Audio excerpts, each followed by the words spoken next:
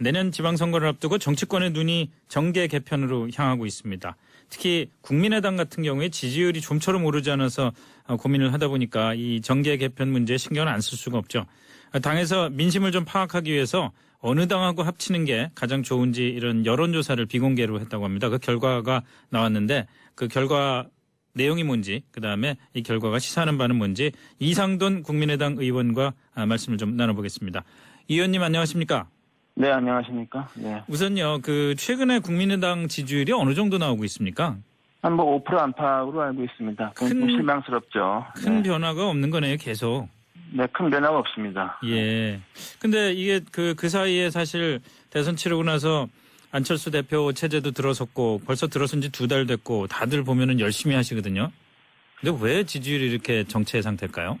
그 열심히 하신다고 하시는데 그게 좀 반어법으로 좀 비꼬는 게 있는가 잘 모르겠습니다.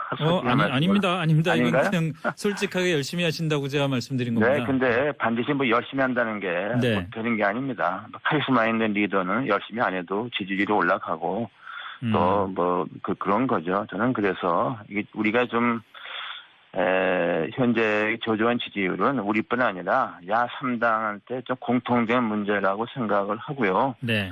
그러나 이제 우리 이 같은 경우는 박근혜 정권 퇴출에 민주당과 같이 나섰던 정당으로서 말하자면 현 정권에 들어오는데 에도 우리가 토대를 닦은 부분도 일정 부분 있지 않습니까? 네. 그래서 그런 부분에서 좀 씁쓸하게 생각합니다. 네. 근데 지금 말씀하실 때 능력 있는 지도자는 열심히 안 해도 지지율이 오른다 그러셨는데 그거는 그야말로 반어법으로 그러면 안철수 대표는 능력 있는 지도자가 아니라고 보시는 건가요? 네, 좀 그런 측면이 있죠. 능력이 있다는 게 능력이 있다고 여겨지지 않는 것이죠. 과거에 뭐 박근혜 대통령 같은 경우는 야당 대표할 때 또는 이명박 정권 당시에는 그냥 백의종군 하고 있었지만은 네. 지지율이 계속 높지 않습니까? 그 대중의 그런 판단은 어떻게 할 수 없습니다.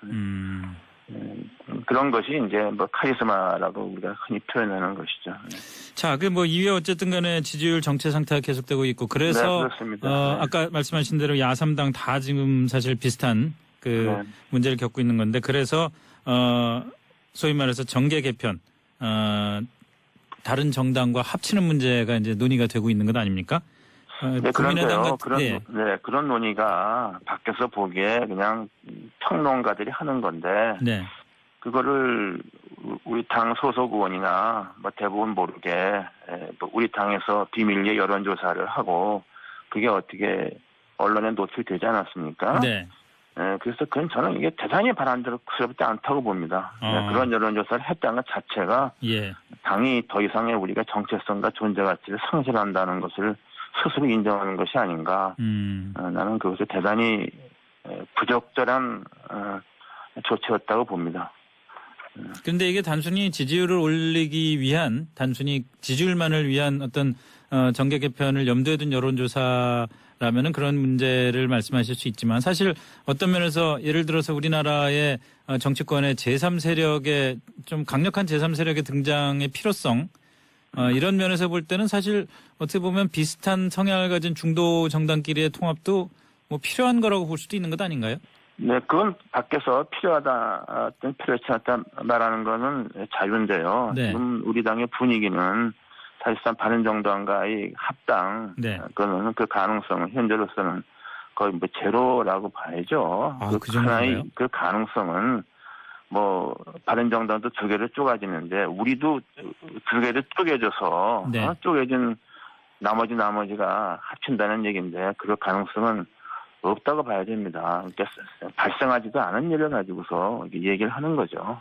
저는 그렇게 봅니다. 어쨌든 그 비공개 여론조사가 이슈가 됐기 때문에 그것 관련해서 몇 가지 좀 여쭙겠는데요. 그 전에 청취자 여러분들을 위해서 여론조사 결과가 어떤지 설명을 해드리면은 국민의당 국민정책연구원이 지난 13일에서 14일 동안 한국리서치에 의뢰해서 전국 성인 1,000명을 대상으로 전화면접 조사를 한 건데 표본 오차는 95% 신뢰 수준에서 플러스 마이너스 3.1%포인트, 응답률은 13.6%. 자, 근데 여기서 보니까 국민의당이 바른정당하고 합칠 경우에 정당 지지율이 20%까지 오른다. 이런 이제 결과가 나왔단 말이죠. 이러면은 이거는 지금 현재 국민의당과 바른정당의 지지율을 합한 거에 2배가 넘어가는 거거든요. 네, 근데 거기에는 예. 좀 파악할 게 있습니다. 지금 바른정당도 두 쪽에 날 상황이 있죠. 예. 네? 그리고 제가 말씀드린 바와 같이 우리 당도 바른정당의 남은 반쪽인지 뭐 3분의 1 쪽인지 모르겠어요. 네. 거기와 합당을 지지하는 현역 의원 제가 볼 때 기껏해야 40명 중에 많지 않습니다. 그러니까 그렇게 남은 쪽 두 개 합친다고 해서 지지율이 20%가 된다는 것은 그건 완전한 픽션입니다. 네. 그러니까 그런 것은 그리고 또 하나는 그런 거 질문할 때 왜 응답자들이 이렇게 긍정적으로 반응하느냐. 네. 대중은 표면적 변화를 일시적으로 좋아하는 증상이 있습니다. 아. 그래서 바른정당 창당할 때 그 지지율이 하늘을 찔렀어요. 네. 그러나 갈수록 빠지지 않았습니까? 그러니까 거기에 대해서 그런 20% 등등에 대해서 현혹되는 것은 우스운 일입니다. 저는 그렇게 봅니다. 네.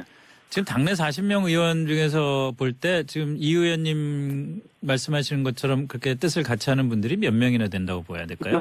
제가 무슨 뜻이 있습니까? 지금 말씀하신 것 다시 말해서 그런 그 바른정당과의 통합이라든지 이런 그 어떤 정치공학적인 통합 같은 건 바람직하지가 않다.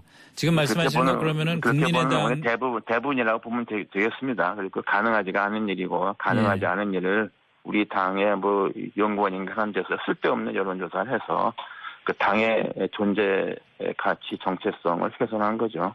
저는 이게 누워서 침 뱉게 한 것 같습니다. 근데 안철수 대표 쪽은 벌써 좀 막 움직임도 있고 그런 것 같던데요. 바른정당과 접촉도 하고. 대표 쪽이 누군지 모르겠어요. 의원 한번 이름 대보세요. 어떤 의원이 그런지. 아, 그건 제가 될 수가 있는 문제가 아니라서. 나도 몰라요. 아무도 모르는 일입니다. 예. 그러니까 그것은 픽션입니다. 픽션. 네. 아, 저는 픽션이라고까지 말씀을 하시는군요.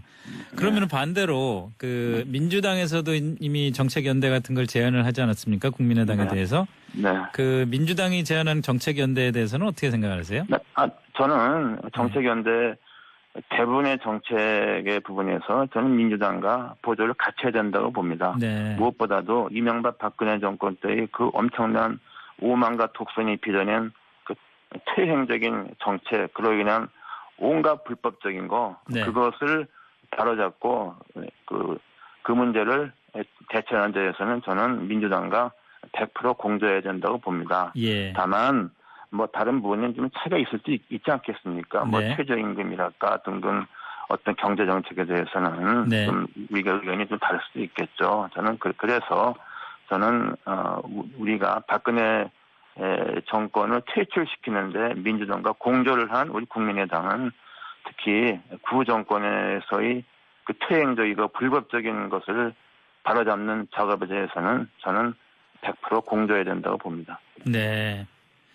그런데 그 민주당과의 공조를 그런 정책적인 차원에서 말씀을 하셨는데 사실 네. 그 당내 호남 의원들 특히나 중진 의원들 중에서는 민주당과의 정책 공조를 넘어서서 사실상 다시 민주당으로 들어가든지 합당을 해야 된다는 생각을 갖고 계신 분들도 있는 것 같더라고요. 이제 아무래도 내년 지방선거를 의식해서 하시는 것 같은데. 네, 그런데 사실 네. 그런 분들이 몇 분 있을지는 모르겠는데요.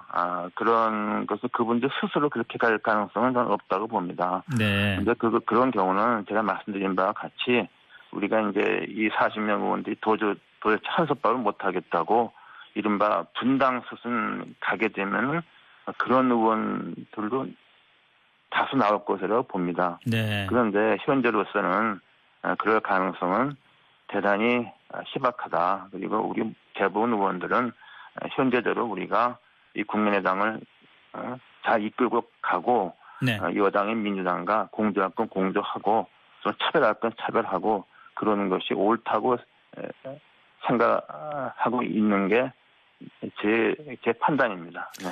근데 그 지지율 5% 안팎의 정당 지지도를 계속 갖고 내년 지방선거까지 갈 때 네. 이게 쉽지가 않을 거 아닙니까?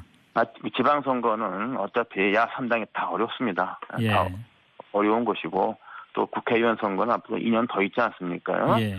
그럼 또 그때는 또 다른 그 상황이 있을 것으로 보고 또 그런 우리가 이제 지방선거 이후에 또 적극적으로 대처하면 된다고 봅니다. 음. 현재로서 뭐 지방선거를 앞두고 이합집산을 하는 것은 저는 자멸의 길로 가는 거라고 저는 생각합니다.